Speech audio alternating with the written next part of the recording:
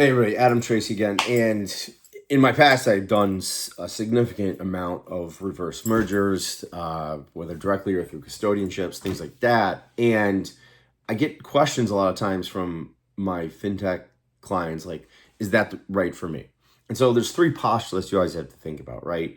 One, you have to know what you're getting into, right? When you buy a shell company, a publicly traded shell company, one, is it trading? Like, is there a 15C211, which in these days nearly impossible to get filed? Is it publicly, is it SEC reporting? That's expensive, auditing, all these things that go in it, right? All the governance things, right? And so people don't necessarily look into that. They see a shell, they think it's $20,000. Oh, great, it's got a ticker, but guess what? Nobody can actually trade it because it doesn't have a 15C211. It trades by appointment, and it's not worth it. Two, just because you are public and you have a ticker doesn't mean that the stock trades, right? There are thousands and thousands of publicly listed issuers, both on NASDAQ and the OTC, that average minimal to no volume per day, right?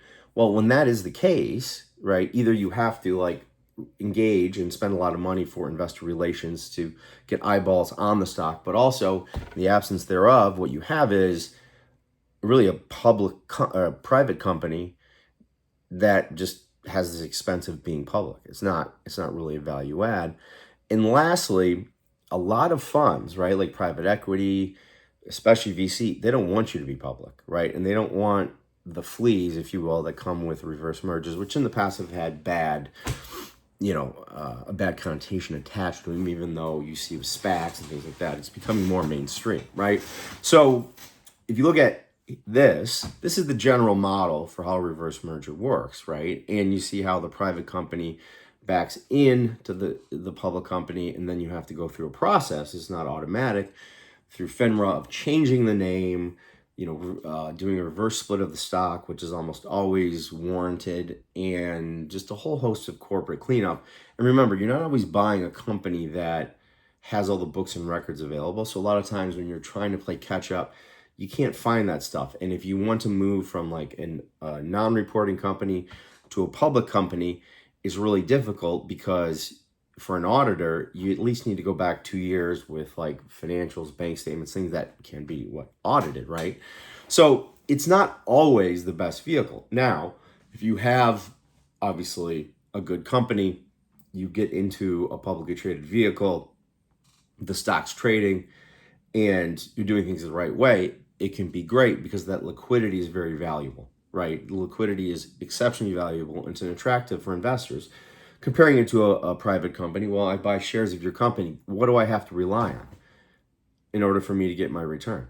I have to rely on you making money, and that's hard. Making money is hard, right? But if you've got some sizzle, you've got a good product, and we're looking at Fintech, well, your sales cycle and the profitability curve is way out there.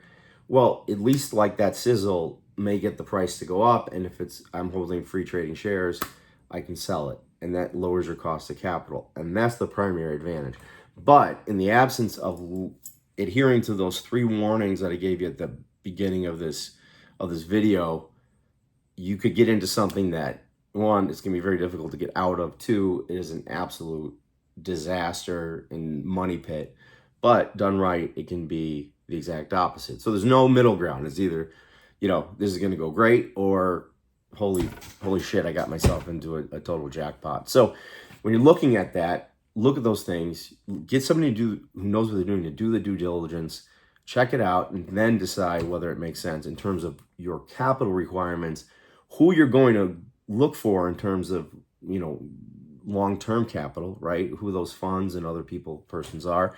And you go from there. That's how you make the evaluation. So if you're entertaining the reverse merger, have questions, definitely hit me up, adamtracy.io, and I'll talk to you next time. Cheers.